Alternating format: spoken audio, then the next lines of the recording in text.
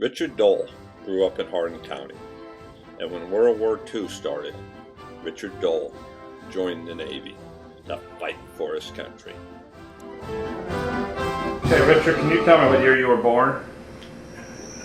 What year? Yes. 1922 So you were born in 1922, and where at? at Eldora. And then you lived where? We lived near Steamboat Rock at the time, outside of between Steamboat and Eldora is where I was actually born on the farm. Okay. Now you were born on the farm. Right. Was the rest of your family all born on the farm in the 20s? No, the rest of them weren't, but several of them were. And then what did your folks do? My dad was a farmer. I took my high school at Wassa. Okay. I went And to country school at Rough Woods. okay. What was country school like? Well, it was a one-room schoolhouse, and you were the only one in the class. So when you went to school, to one-room school, you went there until when? Until you got in high school? Yes, till I went to high school. And then you went to high school in Owasso. Right. And what size were your class in? 17. 17 in your class. So when you went to high school, did you drive or ride the bus or? Well, we had a car that a lady drove as a bus, and she went around and picked us up. But it wasn't really a bus; it was just a car. And Dorothy Newby was the one that did it. And then growing up on the farm, did you have tractors? Have what? Tractors? Did you farm with horses or? We farmed with horses. Okay. What was that like? Well, it took a little time to get you ready to go to the field to harness the horses, and you were just big enough to throw the harness over the horse and cinch it up. It wasn't an easy job. You had to learn how to harness the horse, and then when you hooked it up to the machine or whatever you wanted to do, you had to have the right hookup. You know, if you wanted tugs, you had, and then you had what's called a neck yoke. If you had two horses together, a neck yoke to could hold those two together. I mean. And then, did you have electricity in the house? Hmm? Did you have electricity in the house No. when you were growing up?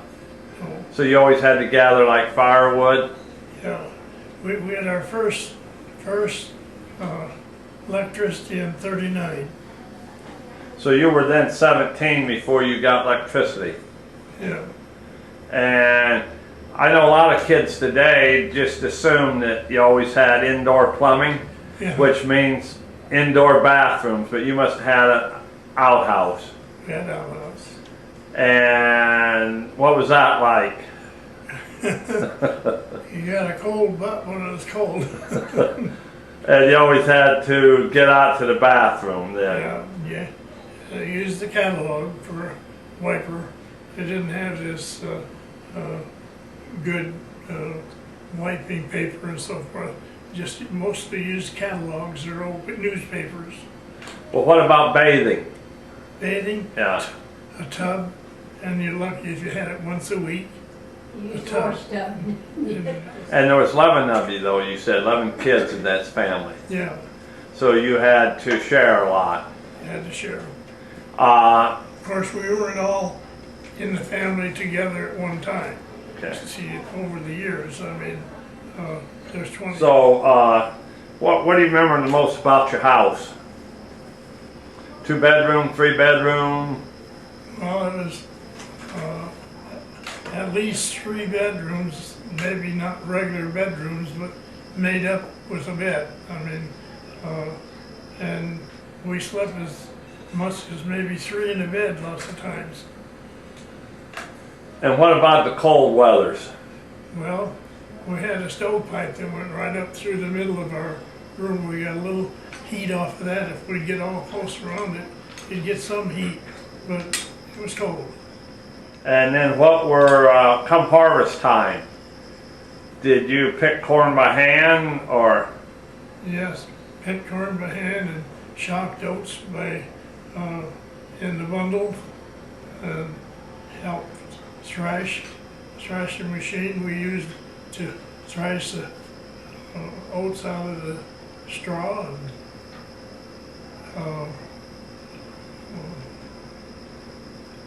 was there something, let's say, that you really liked to do when you were a child? something I really liked to do. Yes. That when Dad said, let's go do these things, that you said that was good?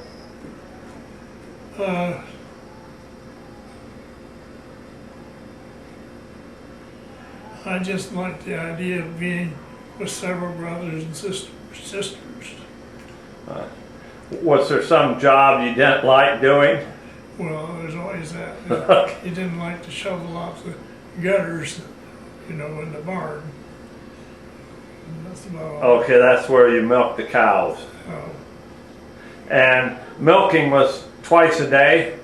Twice Every single day. every single day. You couldn't take Christmas Day off. No, When you said you first started farming, you farmed with horses. yes, Do you remember when you got your first tractor? yes. In 1939, a John Deere Okay. Model B. And do you remember what you thought when your first tractor came? Oh, it looked like there was no more work left to do for the horses.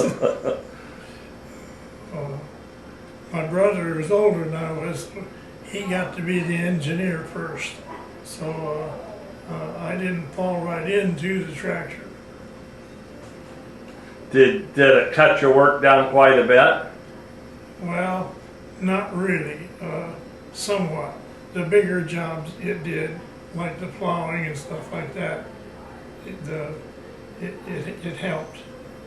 But you still had to milk all the time.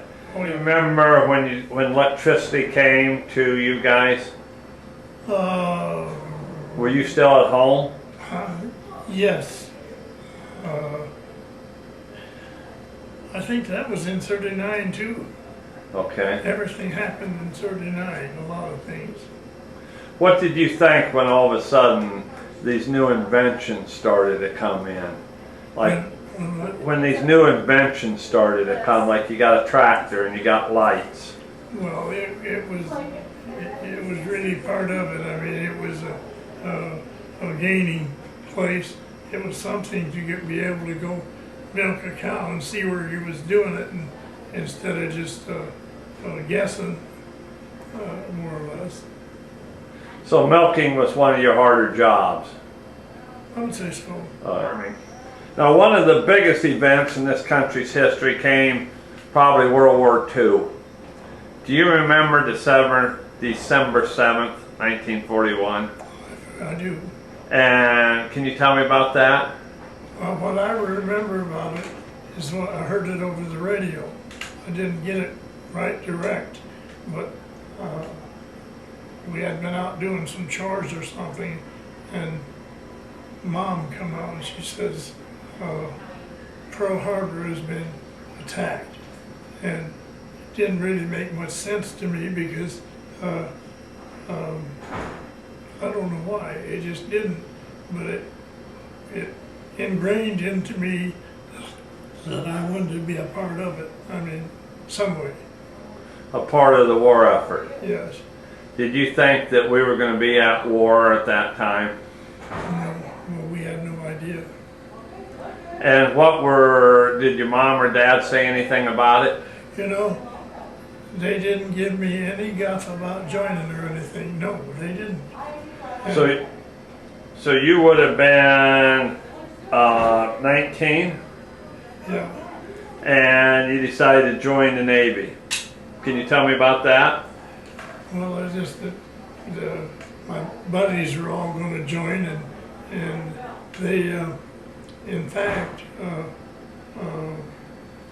we kind of gathered on Saturday night in Eldora, and we talked over these things that what we were going to do as a group. You know, we knew we were going to go in the service somewhere, and Mike and Dale and Merle, they all had their 2 years in college, so they were lining themselves up for some kind of a career. Well, I didn't have that, so when I went in, they asked me what I was, you know, capable of doing. I said, well, I don't know what you mean. And anyway, they had a list you went by, and you had things you could pick out that you'd like to do, like a secretarial work or whatever. But in that time, aerial had your mind something aerial, ordnanceman.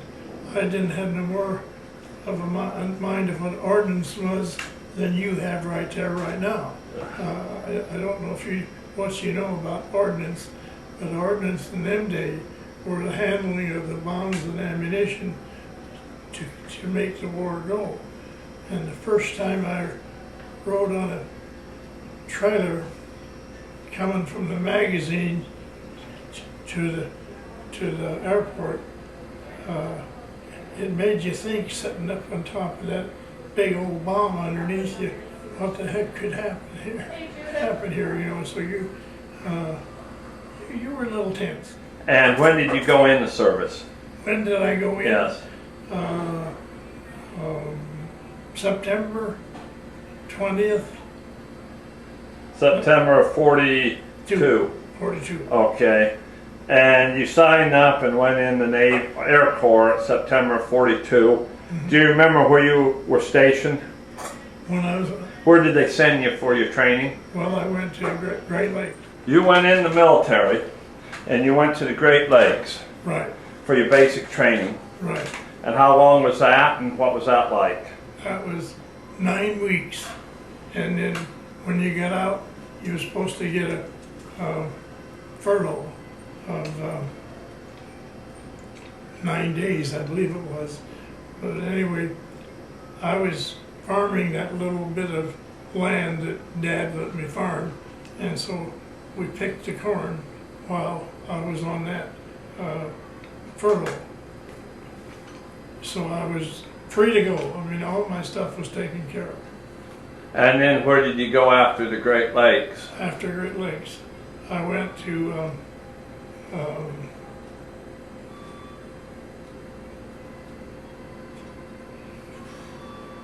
For your basic training then. yeah, What was that like? basic training. Yeah, after your Great Lakes, what did they teach you? You taught everything. You got a dose of electricity, all the major operations. You gotta, it lets you know what it was about. You know, in them days, we didn't even know what electricity would power or anything. So they give us an ordinance so we know something about what we do, what we wanted to do as a sailor, what branch you wanted to go of it. And that's when I read down through that thing, and they give you took a score test when you went in. You had a score of where you were at the time you went in comparison with other people, what they knew, you might say.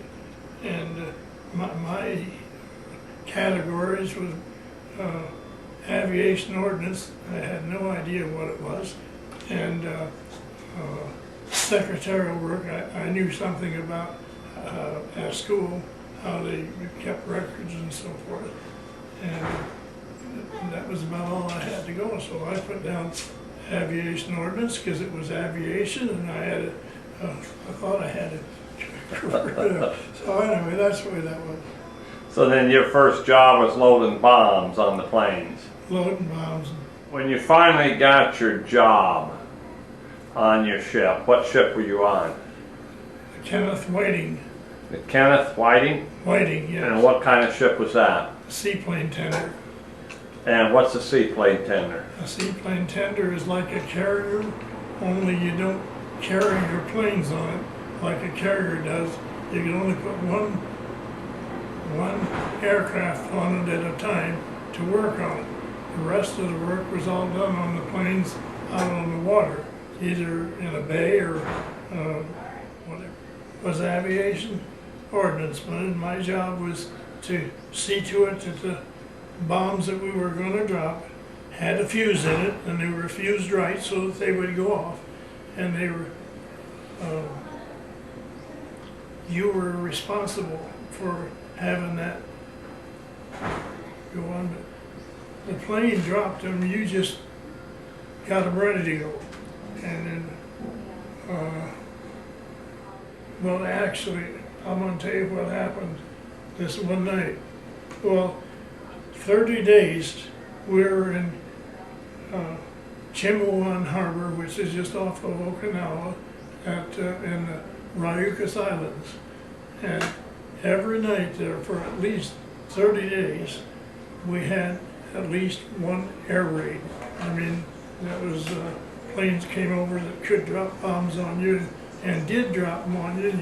You could hear them off in the distance go off, but none of them ever hit us. But the one time that it did, I was up on upper deck. If I was up on upper deck doing something and the air raid come across, I couldn't go down because they'd lock all the doors. So I had to stay upside for this, for the battle, if you want to call it that. And anyway,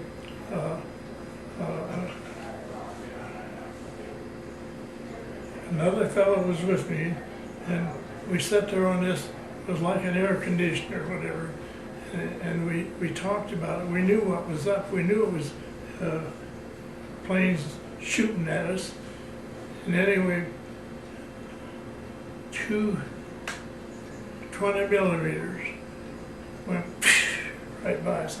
I could have reached out and grabbed it, but I didn't, of course, you know.